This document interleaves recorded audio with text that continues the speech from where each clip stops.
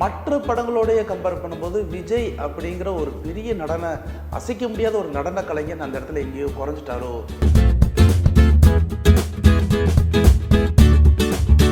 அதனால தான் துல்கர் அவங்களும் பேசிக்கிட்டே இந்த படம் பண்ணுவோமா மாட்டோமாடான்னு டேரக்டரும் பேசணும். ஒவ்வொரு சிட்டிங்லேயும் உட்கார நான் எனக்கு தெரிஞ்சு இந்த கதைக்காக 6-7 வாட்டி கதையை டிஸ்கஷன்லேயே நான் இவ்வளோ தூரம் உட்கார்ந்தது கிடையாது. இப்போ கத்தி படத்தில் விஜய் சாருக்கு கொடுத்துருக்க ஒரு பாடலுக்கு உண்டான வித்தியாசம் இந்த இதில் எதுலேயுமே சுத்தமாக இல்லை.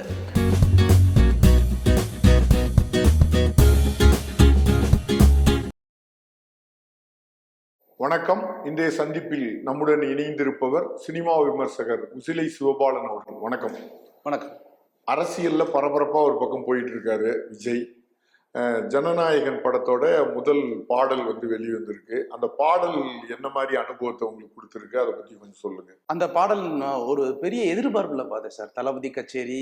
ஏன்னா இப்போ விஜயோடைய அரசியல் சாதக பாதக சூழ்நிலைகள் நம்ம எல்லாருக்குமே தெரிஞ்ச ஒரு விஷயம், நம்ம அதுக்குள்ள போக வேண்டாம். இந்த இடத்துல ஒரு பாடல் ஒன்று ரிலீஸ் ஆகுது. அதுவும் அவங்க முன்னாடியே சொல்லிட்டாங்க பொங்கலுக்கு இது. ஸோ இப்போ ஒரு ஃபர்ஸ்ட் சிங்கிள் அப்படின்னு ஒன்று ரிலீஸ் பண்ணுறாங்க அப்படிங்கும்போது ஒரு பெரிய எதிர்பார்ப்பு இருந்துச்சு. ஸோ எனக்கு ஃபஸ்ட் டைம் பார்க்கும்போது என்னென்னா ரொம்ப நார்மலாக இருந்த ஒரு ஃபீல் தான் இருந்துச்சு. எஸ்பெஷலி என்னென்னா அதில் அந்த அந்த சாங் பேக்ரவுண்ட் எல்லாமே எனக்கு பார்க்கும்போது பாய்ஸ் படத்தில் மாறோ மாறோன்னு ஒரு சாங் இருக்கும். 5 பசங்க ஆடும்போது அடிச்சுட்டு ஒரு பெரிய க்ரௌடுக்கு நடுவுல அந்த 5 பசங்களை அது கூட மைக்கேல் ஜாக்சனுடைய ஒரு ஆல்பம் மாதிரியே இருக்கும். ஸ்கின் டெட் அப்படின்னு சொல்லிட்டு அந்த இது they don't care about us அப்படிங்கிறது தான். இது அந்த மாதிரி ஒரு பெரிய பேட்டர்ன்ல ஒன்று பண்ணியிருக்காரு அப்படின்னும் போது ஃபர்ஸ்ட் பார்க்கும்போது எனக்கு கொஞ்சம் ஃப்ளாட்டாக தான் இருந்துச்சு. ஸோ நான் ரிப்பீட் மோட்ல திரும்ப திரும்ப பார்க்கும்போது தான் எனக்கு நிறைய விஷயங்கள் புல்லப்பட்டுச்சு. அந்த சாங் மற்ற படங்களோடைய கம்பேர் பண்ணும்போது விஜய் அப்படிங்கிற ஒரு பெரிய அசைக்க முடியாத ஒரு நடன கலைஞன் அந்த இடத்துல எங்கேயோ குறைஞ்சிட்டாரோ அப்படிங்கிற ஒரு இது இருந்துச்சு. ரெண்டாவது அவசரமா ஏதோ ரிலீஸ் பண்ணணுமே அப்படின்றதுக்காக ஒன்று வந்த மாதிரி இருந்தது. கூட இருக்கிற மமிதா பைஜுமே ஒரு நல்ல டான்ஸர், அவங்களுக்குமே அதில் ஒரு பெரிய ஸ்கோப் இல்லாத மாதிரியே ஒன்று இருந்துச்சு. ஸோ இப்படி எல்லா இடத்துலையுமே அது கொஞ்சம் ஒரு சின்ன வீக்னஸை கொடுத்து. அறிவு தான் அந்த பாட்டை எழுதியிருக்காரு. ஆமாம், அறிவு எழுதியிருக்காரு. இவரும் ஒரு பாடியிருக்காரு. கிட்டத்தட்ட பாட்டும் பாடியிருக்காங்க. அது ஒரு வேற லெவல்ல ஒண்ணு கொடுக்க புதுமையா இல்லையோன்னு தோணுது உங்களுக்கு? எந்த ஒரு இதுவும் இல்லை. ஏன்னா ஒரு ஆச்சரியத்தை ஏற்படுத்தல, ஒரு பெரிய ஆச்சரியத்தை இல்லை. முன்னாடி விஜய் சார் படத்துல டான்ஸ் ஒவ்வொரு டான்ஸுமே பார்த்தீங்கன்னு வச்சுக்கோங்களேன், அவர் உள்ளுக்கு போட்டிருக்க அந்த இன்னர்ல கூட தெரியாத அளவுக்கு அவரோட சாங்ல ஒரு பெர்ஃபார்மன்ஸ் இருக்கும். இது ஏதோ ரொம்ப கேஷுவலா ஏதோ ஒன்று பண்ணணுமே அப்படின்றதுக்காக ஒன்று பண்ண ஒரு அப்புறம் அனிருத் நம்ம கவனிக்கும் போது ஏதோ கேட்ட பாடலையே கேட்கறது மாதிரி தளபதி கட்சி அப்பா விசில கேட்டவன்டா, உங்க அப்பா விசில கேட்டவன்டா ஒரு ரஜினி பாடல் வந்தது இல்ல, அது மாதிரியான ஒரு ஸ்டைல்லே இந்த ரிதம் எல்லாமே எல்லா பாட்டிலுமே அப்படிதான் சார் இருக்கு. ஆரம்ப காலகட்டங்கள்ல அனிருத்தோடைய பாடல்கள் எல்லாமே ஒரு வெரைட்டியை கொடுத்துச்சு. ஆனா அதுக்கு அடுத்து வர பாடல்கள் எல்லாத்துலயுமே எந்த ஒரு வெரைட்டியுமே உங்களுக்கு தோணல. இப்போ நீங்கள் தர்பாரில் நான் தாண்டா இனிமேல் நின்னா அப்படின்னும் போது இது எதுக்கு நம்ம கேட்டு பாட்டு ஒரு சாமி பாட்டை கேட்ட மாதிரியே இருந்துச்சு. இப்போ தளபதி கச்சேரி ஏதோ ஒரு வில்லு பாட்டுல நம்ம அடிக்கடி இது கேட்ட ஒரு பாட்டை தான் நமக்கு கொடுக்குது.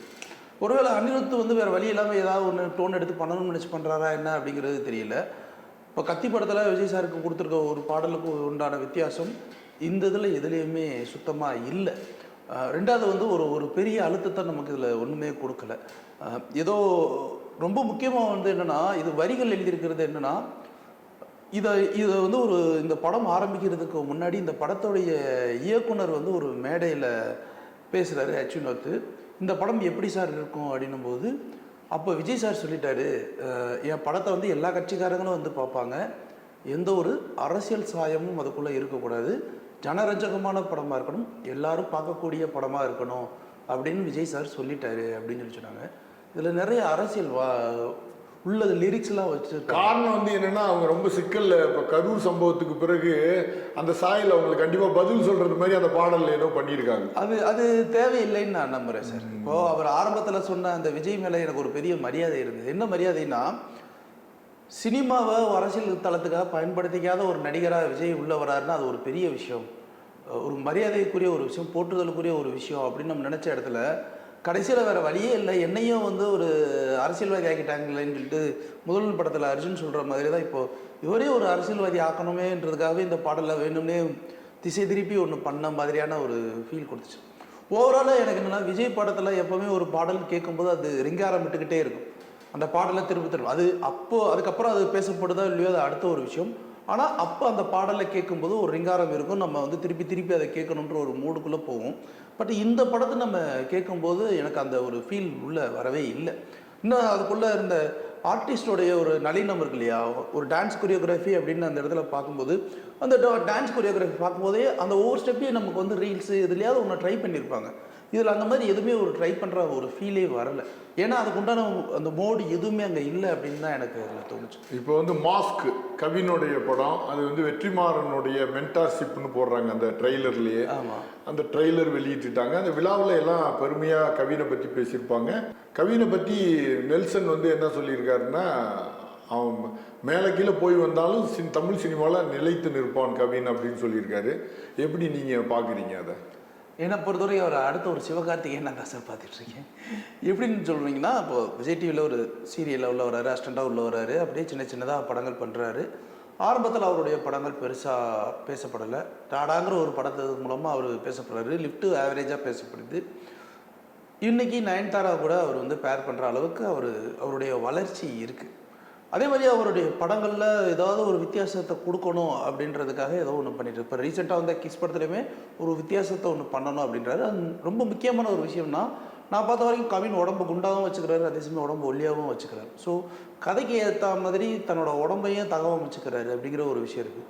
கொஞ்சம் நடிப்பில் மட்டும்தான் கொஞ்சம் சொதப்புற ஒரு ஃபீல் இருக்கே தவிர, மற்றபடி அவர் அந்த சாய்ஸ் ஆஃப் செலெக்ஷன்ஸ் இருக்கு இல்லையா, கொஞ்சம் வித்தியாசமான கதைகளை ஒரு என்டர்டெய்னராக உருவாகுறாருன்னு நினைக்கிறேன். முழு என்டர்டெய்னராகவே அவர் உருவாகிறாரு. முழுக்க சிவகார்த்திகேயனுடைய யுத்தியை அவர் ஃபாலோ பண்ணிட்டு இருக்காரு. முழுக்க எப்படி சிவகார்த்திகேயன் உள்ள வந்தார் அப்படிங்கிற, சிவகார்த்திகேயன் அடிமட்டத்திலேருந்து ஒரு மிமிக்ரியை கையில் பிடிச்சிட்டு வந்தார். இவர் அப்படிலாம் இல்லை. சீரியலில் நடித்தார், சீரியலில் கொஞ்சம் கொஞ்சமாக நடிச்சுக்கிட்டு இருக்காரு. அப்புறம் கிடைக்கிற வாய்ப்புகள் எதையுமே மிஸ் பண்ணாமல் ஒன்று பண்ணுறாரு. இன்னும் சொல்லப்போனால் நெல்சன்ட்ட ஆரம்ப காலகட்டங்கள்லேருந்தே ஒரு டச் வச்சுக்கிட்டே இருக்கிறதுனால எனக்கு தெரியல, நெல்சனே நிறைய அவரோட தயாரிப்பிலே ஒரு படம் பண்ணார்ல. ஆமாம், பிளடி பேக்கர்னு பண்ணார். அதை வந்து திரையரங்கத்தில் பெருசாக போலைனாலும் ஓடிடி ரிலீஸ் ஆகும்போது நிறைய பேர் அதை வந்து ஒரு டார்க் ஹியூமராக இருக்குது, நல்லா இருக்குது அப்படின்லாம் பேசப்பட்டுச்சு. இப்போ ரீசெண்டாக வந்த கிஸ் படத்துலேயுமே கூட அவருடைய அந்த பார்ட் ஆஃப் தி ப்ரோசஸ் எங்கேயுமே இல்லை. திரைக்கதையில் சொதப்பல் தான் இருக்குமே தவிர கதையில் சொதப்பல் அப்படிங்கிற ஒரு விஷயம் வராது. அப்படி இருக்கும்போது இந்த மாஸ்க் ட்ரெய்லரை பார்க்கும்போது ஒரு ஆச்சரியமான ஒரு விஷயம் என்னென்னா, தமிழ் சினிமாவில் எப்படின்னா ஒரு விழா எடுத்து கொண்டாடப்பட வேண்டிய ஒரு முற்போக்குவாதியான நடிகர் யாருன்னா எம்.ஆர். ராதா அவர். ஸோ அவரையே வச்சு ஒரு மாஸ்க் மாதிரி ஒன்று ரெடி பண்ணி மணி ஹெய்ஸ்ட் படத்தில் ஒரு மாதிரி ஒரு விஷயத்த பண்ணியிருக்காங்க. அது யாருமே யோசிக்காத. அதில் ஏதோ மிடில் கிளாஸுங்கிற அந்த வார்த்தையை அதிகமாக பயன்படுத்துகிறாங்க. ஏழையை விட அவன் கஷ்டப்படுறான் மிடில் கிளாஸு. பணக்காரன் அடித்தா வேற மாதிரி, ஏழைகளை மக்களை வச்சு அடிப்பான், ஏழைகள் மிடில் கிளாஸ் அடித்தா அப்படிங்கிற மாதிரி டயலாக்லாம் இருக்குது. இல்லை, அது ரொம்ப யதார்த்தமான ஒரு டயலாக் தான் சார். எப்படின்னா அதில் அந்த டயலாக்ல ரொம்ப பவர்ஃபுல்லாக நான் ரசித்தேன். ஒரு ஏழையை அடித்தா அவன் திருப்பி அடிப்பான், ஒரு பணக்காரனை அடித்தா அப்படின்னு சொல்லி ஒரு பாஸ் விட்டுட்டு ஏழையை வச்சு திருப்பி அடிப்பான் அப்படின்னு ஒன்று கொடுப்போம். ஆனால் மிடில் கிளாஸ் அப்படின்னு நிற்பான். ஆமாம்ல, யோசிக்கும்போது அதானே உண்மை. இப்போ மிடில் கிளாஸ்னால் நமக்கு எதுக்கு இந்த வம்பு தும்பு, நமக்கே 1008 கஷ்டம் இருக்குது. நமக்குன்னு ஒரு வீட்டு இஎம்ஐ இருக்குது, கார் இஎம்ஐ இருக்குது, எஜுகேஷனல் லோன் இருக்குது. இது ஒரு தனி இனம் மிடில் கிளாஸ். நம்ம மட்டும் 7 அவமானம், மரியாதை, இந்த மாதிரி இதெல்லாம் பார்க்குற ஒரு இடம் அது.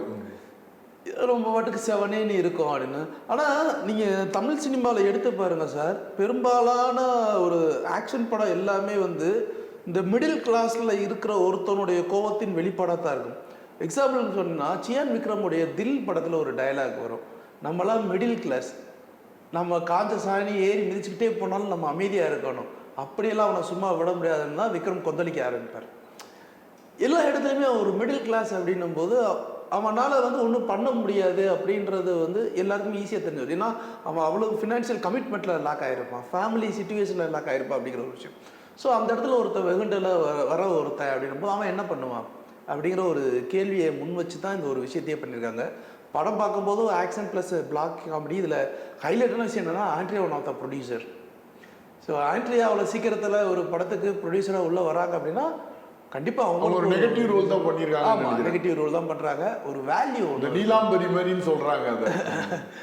அந்த ஒரு வேல்யூ, அந்த மாதிரி close up shots, Vijay Sethupathi வச்சு கலாய்ச்சி ரொம்ப பல. நீங்கள் என்ன போனோடனே ஃப்ரிட்ஜில் கொண்டு போய் உட்கார வச்சுருவீங்களா இல்லை பெட்டில் படுத்துவீங்களான்னு கேட்குறாரு. விஜய் சேதுபதி அவ்வளோ தூரத்துக்கு கலாய்க்கிறாரு அப்படின்னா கொஞ்சம் யோசிச்சு பாருங்க. அந்த அளவுக்கு வந்து ஆண்ட்ரியாவுக்கு இம்பார்ட்டன்ஸ் இல்லாமல் அந்த கதை இல்லை. அவங்களுடைய சிறப்பு என்னன்னா தொடர்ந்து சினிமாவில் இருக்காங்க பாருங்க. அது தொடர்ந்து நடிக்கல, அவங்க கேப் விட்டு ஆனால் அதை தொடர்ந்த ஒரு ஒர்க் இருக்கு அவங்கள்ட்ட. இல்லை, அவங்க அந்த ஆர்ட்லேயே சுற்றுறாங்களே சார். இதில் என்ன டக்குன்னு ஒரு சிங்கராக போய் ஒரு கான்சர்ட்டுக்கு போகிறாங்க, ஒரு பாடல் பாடுறாங்க, திடீர்னு இதுக்குள்ளே உள்ள வராங்க. அவங்களுக்கு இவ்வளோ ஏஜ் அப்படிங்கிற நம்மளால யாருனாலுமே கண்டிப்பாங்க. அவங்க அங்கே இண்டஸ்ட்ரிக்குள்ளே வரும்போதே அவங்களுக்கு ஏஜ் அதிகம். அப்படி இருந்துமே அவங்க இன்னும் வந்து தொடர்ந்து அதுக்குள்ளே பயணிச்சுக்கிட்டே இருக்காங்க. ரெண்டாவது வந்து அந்த ஒரு பேஷன் ஆஃப் லவ்னு ஒன்று இருக்கு இல்லையா? ஸோ இந்த லவ் இது இருக்குது. அப்புறம் முக்கியமான இந்த இடத்துல இதை நான் பதிவு பண்ணி ஆகணும். எடிட்ஸ் முடிச்சுட்டு நண்பர்கள் சிலர் வந்து அந்த ஷோஸ் பார்த்துருக்காங்க, மாஸ்க்கு ஷோஸை வந்து பார்த்துருக்காங்க. சில முக்கியமான விஐபிஐஸ் அவங்க பார்த்து சொன்ன ஃபீட்பேக் என்னன்னா, மாஸ்க் நல்லாவே இருக்குது, ஹிட் ஆகிடும், சூப்பராக இருக்குது, படம் வெளியில் வந்துச்சுன்னா கண்டிப்பாக போகும் அப்படிங்கிற மாதிரி ஒன்று சொல்லியிருக்காங்க. ஏன்னா வெற்றிமாறன் அவருடைய மூலக்கதை அப்படிங்கும்போது யூஸ்வலாக அவருடைய மூலக்கதை ஒரு பேட்டர்னில் இருக்கும் இல்லையா? ஆனால் அவரோட அசிஸ்டன்ஸ்க்கு கொடுக்குற கதைகள்லாம் வேற மாதிரி தான் இருக்கும். எப்படி இந்த இதோட காம்பினேஷன் செட் ஆகுது? கவின், வெற்றிமாறன் அந்த குரூப் இவர் வந்து எக்ஸ்ப்ளோரேஷன் வெற்றி செஞ்சு பார்க்கலாம். வெற்றி சார் அவர் வந்த ஸ்கூல் அப்படி இல்லை. பால்மேந்திரா சார் வந்து கொஞ்சம் யோசிச்சு பாருங்க, மூடு பனி படத்தில் எதுக்கு பிரதாப் போத்தனை போடணும்? அவரோட கதைக்கு அவர் யாரை வேணாலும் போடலாம். ஏன் பிரதாப் போத்தனை கூப்பிட்டு உட்கார வச்சுட்டு நீ இந்த படத்தில் நடி அப்படின்னு சொல்லிட்டு, ராமன் அப்துல்லா அப்படிங்கிற படத்தில் கரணையும் விக்னேஷையும் எடுத்து போட்டு எதுக்கு பண்ணணும்? அவரை பொறுத்த வரைக்கும் ஒரு எக்ஸ்பெரிமெண்டலாக சில விஷயங்கள் பண்ணணும். எஸ்டாப்ளிஷ்டு ஹீரோ அப்படிங்கிறதுக்காக பிடிச்சி உட்கார வச்சுட்டு ஒன்று பண்ணணும் அப்படின்னு என்றைக்குமே பாலுமேந்திரா சார் ஆசைப்பட்டதில்லை. இந்த கதைக்கு இந்த கதாபாத்திரத்துக்கு யார் தேவை அப்படிங்கிறது. அது மட்டும் இல்லாமல் வெற்றி சார் அங்கே அவருடைய பாலுமேந்திராவின் கதை நேரம்னு சொல்லிட்டு கிட்டத்தட்ட 54 அந்த எபிசோடில் கூடவே ராப்பகலாக உட்காந்து வேலை பார்த்துருந்துருக்காரு. அது வேலை பார்த்தது மட்டும் இல்லை, ஒரு வாரத்துக்கு உண்டான அந்த எபிசோடுக்காக அவங்க அந்த கதையை தேர்ந்தெடுக்கிறதுக்காக கிட்டத்தட்ட ராப்பகலாக உட்காந்து அந்த புத்தகங்கள் வாசிச்சுக்கிட்டே இருப்பாங்க. வாசிச்சுட்டு அவருக்கு சினாப்சிஸ், சாரை பொறுத்த வரைக்கும் ஒரு சினாப்சிஸ் எழுதி கொடுக்கணும். இந்த கதையை ஃபுல்லாக படிச்சுட்டு கதையை சொல்லக்கூடாது, சினாப்சிஸ் இதான் நடக்குதுன்னு அவர் அதில் செலக்ட் பண்ணி சரி இதை எடுத்து நம்ம பண்ணலாம்ப்பா அப்படின்னு சொல்லி அதுக்கடுத்து 2வது நாள் 3 நாள் இம்மீடியட்டாக ப்ராசஸ் பண்ணுவாங்க. அப்போ யோசிச்சு பாருங்கள், அவரை பலவிதமான கதைகளை படித்து தொடர்ந்து ஒரு வருட காலம் ஒரு அயராது அதுக்குள்ளே ஒரு படிப்பு படித்த ஒரு மனிதன் இப்போது ஒரு படம் பண்ணும்போது இந்த படத்துக்கு இந்த கதை மாந்தர், இந்த கதாபாத்திரங்கிற ஒரு உருவம் தன்னால் ஒன்று வந்துடுது இல்லையா? அதுதான் இவருடைய அந்த வெற்றிக்கு ஒரு மிகப்பெரிய காரணமாக நான் பார்க்குறேன். இப்போ இதில் சம்மந்தமே இல்லாத காந்தான்னு ஒரு படம், என்னென்னா ஒரு ஹிஸ்டாரிக்கல் பயோபிக் மாதிரி இருக்குது. ஹிஸ்டாரிக்கல் சொல்ல முடியாது, ஒரு நமக்கு முன்னாடி நடந்த ஒரு சம்பவம், ஒரு உண்மையை வந்து அடிப்படையாக வச்சு எடுக்கிறாங்கன்னு நினைக்கிறேன். துல்கர் சல்மான். ஆமாம், வித்தியாசமாக இருக்குது அந்த ட்ரெய்லரு. அந்த ட்ரெய்லரே வித்தியாசமாக இருக்குது. முன்னாடி சாந்தா காந்தா அப்படிங்கிற அந்த ஒரு பேர் எல்லாருக்குமே அன்றைய காலகட்டங்களில் ஒரு ரத்த கண்ணீரில் காந்தான்னு கூப்பிடுவார் மாறாதா. அது மட்டும் இல்லாமல் இப்போ இருக்கவங்க யாருக்கும் தெரியல வாய்ப்பில்லை, லக்ஷ்மிகாந்தன் கொலை வழக்கு அப்படிங்கிறது வந்து ஒரு பாப்புலராக பேசப்பட்ட ஒரு விஷயம். ஏன்னா ஒரு சூப்பர் ஸ்டாரை கொண்டு போய் ஜெயிலுக்குள்ளே அடைச்சி வச்ச கதை அது. அப்படிப்பட்ட ஒரு சூப்பர் ஸ்டாரை ஜெயிலுக்குள்ளே அடைச்சி வச்சு அதுக்கப்புறம் அவருடைய மார்க்கெட்டையே காலி பண்ணி திருச்சி ரயில்வே ஸ்டேஷனில் தன்னந்தனியாக உட்காந்து தன் உயிர் நீத்த ஒரு மிகப்பெரிய எம்கேடி தியாகராஜ பாகவதர். அப்படிப்பட்ட ஒரு மனிதருடைய ரிசம்பிளன்ஸை வச்சு தான் இந்த கதையை அடாப்ட் பண்ணியிருக்காங்க. அண்டு இந்த கதையை வந்து பார்த்தீங்கன்னா நீங்கள் ஆல்ஃபிரட் ஹிச்காக்கோடைய படங்கள் எல்லாமே இந்த மாதிரி ஒரு மர்டர் மிஸ்ட்ரி இருக்கும். அந்த மர்டர் மிஸ்ட்ரி எப்படி இருக்கும்னா ஒரு 20 வருடத்துக்கு முன்னாடி 30 வருடத்துக்கு முன்னாடி அதுக்குள்ளே நடந்த ஒரு விஷயத்தை ஒரு சம்பவமாக கோரி வச்சு தான் பண்ணியிருப்பாங்க. ஸோ இதில் துல்கர் சல்மான் நிறைய விஷயங்களை வந்து நிறைய கையாண்டிருக்காரு. ஏன்னா மகாநடி அப்படிங்கிற ஒரு படத்தில் ஏற்கனவே அவர் நடிச்சிட்டாரு. அதே மாதிரியான ரிசம்பிளன்ஸ்குள்ளே உள்ள வந்துடக்கூடாது அப்படின்றதுக்காக நிறைய, ஏன்னா சாவித்திரியோடைய கதை தான் நடிகர் திலகம். ஸோ அந்த ரிசம்பிளன்ஸ் வந்துடக்கூடாது ரொம்ப பார்த்து ஒரு கதாசிரியருக்கும் ஒரு நடிகனுக்கும் நடுவில் நடக்கிற ஒரு ஈகோ கிளாஷு, இந்த ஈகோ கிளாஸில் ஒரு மூலையில் சீட்டில் உட்காந்துருக்க ஒரு ப்ரொடியூசர் உட்காந்து எப்படி கேம் ஆடுறா, ஒரு பொம்மலாட்டம் கேம் ஆடுறான்ற கதாபாத்திரம் வச்சுருக்கு ரவீந்திரா விஜய். ரவீந்திரா விஜய்லாம் தெலுங்கில் ஒரு பெரிய ஆர்டிஸ்ட், தமிழில் கூட ஒரு 2-3 படங்கள் பண்ணிட்டார். ரவீந்திரா விஜயோடைய நடிப்பு வேறு மாதிரி இருக்கும். ஸோ அந்த பக்கம் அவர் ஒருத்தர். இன்னொரு ராணா டகுபதி வந்து அந்த காலத்தில் ஒரு போலீஸ், இந்த ஜெய்சங்கர்லாம் போட்டு ஒரு ஜேம்ஸ் பாண்ட் ஸ்டைலில் ஒன்று போட்டு இனிமேல் இது ஷூட்டிங் ஸ்பாட்டு கிடையாது, என்னோட இன்வெஸ்டிகேஷன் ஸ்பாட் அப்படின்னு சொல்லிட்டு மாத்திர ஒரு விஷயம். அந்த ட்ரெய்லர்லேயே பார்த்தீங்கன்னா ஒரு கலா ரசனை, ஒரு நடிகையும் இவங்களும் பேசுகிறாங்க, ஒரு சினிமா ஒரு சினிமாக்குள்ளே அந்த ஃப்ரேம்குள்ளே காட்டுறாங்க இல்லையா. அது ஒரு மாதிரி இந்த கலைப்படைப்புன்னு ஒன்று இருக்கு இல்லையா, அதை கொண்டு வருதுங்கிறதே ஒரு அசாத்தியமான வித்தியாசமான அனுபவத்தை தரும் ரசிகர்களுக்கு இந்த படம். நிச்சயமா படம் பார்க்கும்போது நமக்கு ஒரு ரொம்ப ரொம்ப ஒரு வித்தியாசமான ஒரு நாம் வந்து ஒரு வரலாற்றில் படித்த விஷயத்தை விஷுவலா பார்க்குற ஒரு அனுபவம், பெரிய அனுபவம் சார். அதுக்குள்ள நம்ம இன்றைய காலகட்டங்களில் நிறைய தொழில்நுட்பம் வந்துருச்சு, நம்ம எல்லாத்தையும் கண்டுபிடிக்கிறோம். அன்றைய காலகட்டங்களில் ஒரு கொலை நடக்குது, அந்த கொலைக்கு ஷூட்டிங் ஸ்பாட்டில் குறைந்தபட்சம் ஒரு 50 பேர் இருப்பாங்க. அது ஒரு பெரிய நடிகர் அப்படின்னும் போது ஒரு 100 பேர் இருக்காங்க அப்படின்னா, இந்த 100 பேரில் யார் கொலை பண்ணது அப்படிங்கிறது கண்டுபிடிக்கிறதுங்கிறது வந்து உளவியல் ரீதியாக நீங்கள் அணியத்தான் கண்டுபிடிக்க முடியும். எந்த ஒரு எக்யூப்மெண்ட்டும் கிடையாது, எந்த ஒரு இன்வெஸ்டிகேட்டிவ் சிஸ்டமும் கிடையாது. அப்போது உளவியல் ரீதியாக நீங்கள் ஒவ்வொருத்தவங்களையும் அணுகணும் அப்படிங்கிறது, அந்த ஒரு விஷயத்தை நீங்கள் 2-2.5 மணி நேரத்துக்குள்ளே நீங்கள் கதையாக கொண்டு வரணும், சுவாரஸ்யமாக காட்டணும் அப்படிங்கிறது வந்து ஒரு பெரிய சேலஞ்சிங்கான ஒரு விஷயம். அதனால தான் துல்கர் அவங்களும் பேசிக்கிட்டே இந்த படம் பண்ணுவோமா மாட்டோமாடான்னு டேரக்டரும் பேசணும். ஒவ்வொரு சிட்டிங்லேயும் போகிறேன் நான், எனக்கு தெரிஞ்சு இந்த கதைக்காக 6-7 வாட்டி கதையை டிஸ்கஷன்லேயே நான் இவ்வளோ தூரம் உட்காந்தது கிடையாது. ஏதோ 1 மணி நேரம் உட்காரும் கேள்விப்பட்டிருக்கேன், 6 மணி நேரம் 7 மணி நேரம் இந்த கதைக்காக நாங்கள் உட்காந்துருந்தோம் அப்படின்னா. ஸோ அந்த ஒரு விஷயத்தை கொண்டு வரணும். ஏன்னா அது ஒரு பீரியட் ஃபிலிமு, பீரியட் ஃபிலிம்குள்ளே அத்தன்டிசிட்டி இருக்கணும், அதே சமயம் உண்மைத்தன்மை வந்து குறையக்கூடாது, அது கரெக்டாக என்டர்டெயின்மெண்ட்டும் குறையக்கூடாது, எல்லாமே கரெக்டாக இருக்கணும்னும் போது ரொம்ப மெனக்கிட்டு இருக்காங்க, பார்க்கும்போது தெரியுது. விஜயின் வாரிசு ஜேசன் சஞ்சய் அவர் வந்து ஒரு நடிகராக ஆவார்னு நினைச்சோம், அவர் இயக்குனராக மாறிட்டாரு. அவருடைய படத்தோட டைட்டில வெளியிட்டார் சிக்மா அப்படின்னு. ஜேசன் சஞ்சயை பற்றி அவர் எப்போ நடிக்க வர்றாரோ அப்போ இருந்தே ஒரு பெரிய அரசியல் பர்சன். விஜய் அரசியல் விட்டு போகிறாரு, பையன் சினிமாக்குள்ளே வராரு, இது ஒரு விதமான நெப்போட்டிஷன் தான் அப்படின்லாம் ஒன்று ஓடிக்கிட்டு இருந்துச்சு சார். அது ஒரு பக்கம் போனாலும் போகட்டும், அரசியல்வாதி இப்போ விஜய் உள்ளே வரும்போது எஸ்எஸ்சி இருக்கும்போது நெப்போட்டிசம்ங்கிற வார்த்தைனா என்னன்னே நமக்கு தெரியாது. இவர் வர்றாரு, அடுத்து இவர் வர்றாரு, இவருக்கு அடுத்து இவர் வர்றாரு, அவ்வளோதான். ஸோ என்னென்னா இவர் அப்பா மாதிரி ஒரு நடிகராக வருவார்னு எல்லோரும் எதிர்பார்த்தோம். ஆனால் தாத்தா மாதிரி ஒரு இயக்குனராக உள்ள பயணிக்கிறாரு. ஆனால் அவருடைய கதையுமே நிறைய நடிகர்கள் நிராகரிச்சிருக்காங்க. சூரியை வந்து ரிஜெக்ட் பண்ணியிருக்காங்க சார், நிறைய பேர் ரிஜெக்ட் பண்ணிவிட்டு அதுக்கப்புறம் தான் வந்து சந்தீப் கிஷன் வச்சு பண்ணியிருக்காங்க.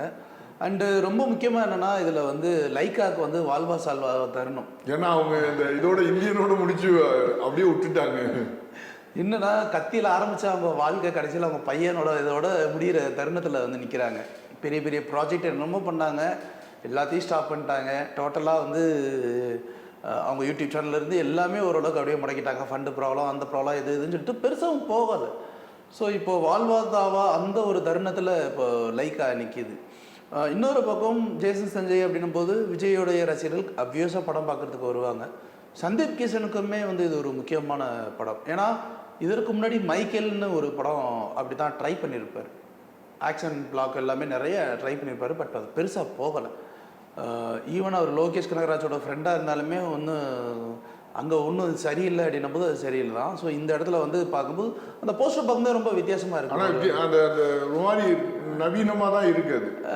ஒரு பக்கம் கோல்டு பிஸ்கட்டு, இன்னொரு பக்கம் பணம், இன்னொரு பக்கம் இது. அண்டு ஜேசன் சஞ்சயை பற்றி அவங்க டீம் பேசியிருக்கிறது என்னென்னா, லைக்கா சொல்லியிருக்காங்கன்னா எங்ககிட்ட என்ன கதையை சொன்னாரோ அந்த கதையை முழுக்க முழுக்க சொன்னபடி எடுத்துட்டாரு. 95% அதுவும் 60 நாளில் படத்தை முடிச்சுட்டாரு. இன்னொரு 5% மட்டும்தான் பெண்டிங், அதில் ஒரு சாங் மட்டும்தான் பெண்டிங். ஓரளவுக்கு படம் எல்லாமே முடிஞ்சிச்சு. நாங்கள் நினச்ச மாதிரி வந்து அது ஒரு காமெடி ப்ளஸ் வந்து ஒரு பயங்கர ஆக்ஷன் பிளாக்கோட பிரம்மாண்டமாக எடுத்து கொடுத்துருக்காரு அப்படின்னு சொல்லிட்டு லைக்கா ப்ரொடக்ஷன்ஸ் ரொம்ப பெருமையாக பேசியிருக்காங்க. பட்டு லைக்கா ப்ரொடக்ஷன்ஸ் பெருமையாக பேசியிருக்காங்கன்றதுக்காக நம்ம எதுவுமே அக்செப்ட் பண்ணிட முடியாது. படம் வரும்போது பார்க்கலாம். பட் என்னென்னா இப்போதைக்கு இவருக்கு இருக்கிற ஒரே ஒரு துருப்புச்சூட்டு விஜயோடைய பையன். அந்த ஒரே ஒரு துருப்புச்சூட்டு மட்டும்தான் இப்போ வரைக்கும் ஒரு ரெட் டிக்கெட் கொடுக்கும். எது எப்படியோ அவருடைய அசாத்திய திறமை எப்படி இருக்குது அப்படிங்கிறது வந்து அந்த படம் வெளியானதுக்கு அப்புறம் தான் போகணும். ஏன்னா சந்தீப் கிஷன் அப்படிங்கிற ஒரு ஆக்டருக்கு தமிழ் சினிமாவில் பெரிய மார்க்கெட்லாம் கிடையாது. அந்த ஒரு காரணம் தான் இங்கே வந்து இடிக்குதே தவிர மற்றபடி வேற ஒரு ஆக்டருக்காக அப்படின்னா ஜேசன் சஞ்சய் அப்படின்னும் போது அந்த படம் என்ன ஒரு வெரைட்டியை கொடுக்கும் அப்படிங்கிறது நமக்கு தமிழ் தெலுங்கு 2 மொழிகள்ல ஆமாம் 2 மொழியில் வருது. இப்போ சந்தீப் கிஷனுக்கு அங்கேயுமே கூட பெரிய மார்க்கெட்லாம் கிடையாது. அங்கேயே ஒரு ஆக்டர், இங்கேயே ஒரு ஆக்டர், அவ்வளோதான். ஆனால் இது வந்து இப்போ டேரக்டருக்கான படமா சந்தீப் கிஷனுக்கான படமா அப்படிங்கிறத நம்ம பொறுத்துன்னு தான் பார்க்கணும். மீண்டும் பேசுவோம். நன்றி, வணக்கம். நன்றி. இந்த வீடியோ உங்களுக்கு பிடிச்சிருந்தா லைக் பண்ணுங்க, ஷேர் பண்ணுங்க, கமெண்ட் பண்ணுங்க. மறக்காம OH சினிமா சேனலுக்கு சப்ஸ்கிரைப் பண்ணுங்க.